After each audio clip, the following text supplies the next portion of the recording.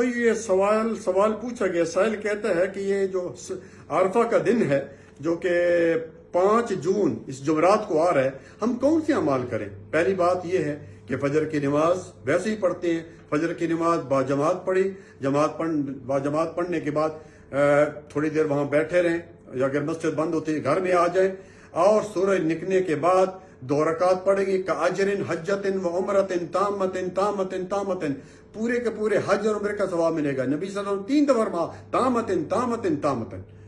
Number 1.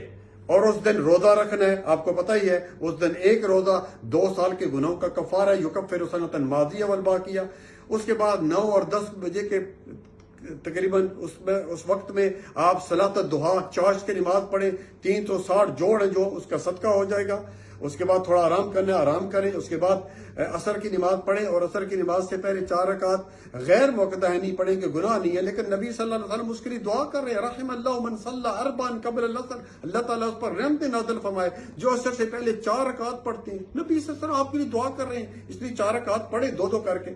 اور اسی طرح پھر عصر کی نماز کے بعد سے لے کر اور سورج غروب ہوتے تک افطاری تک آپ دعا میں لگ جائیں.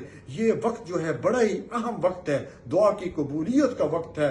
اس وقت اللہ تعالیٰ آسمان دنیا پر آیا ہوا ہے، اور جو ہے وہ فرشتوں میں فخر کر رہا ہے. سیدہ عائشہ کی حدیث سے یہ بات ہمیں ملتی ہے، اور کہہ رہا ہے کہ یہ لوگ کیا چاہتے ہیں. اور اسی طرح جو ہے عرفہ کی بہترین دعا وہ بھی یاد رکھیے. نبی صلی اللہ علیہ وسلم نے فرمایا کہ خیر الدعاء دعا یوم عرفہ ما قلت انا والنبیون من قبلی.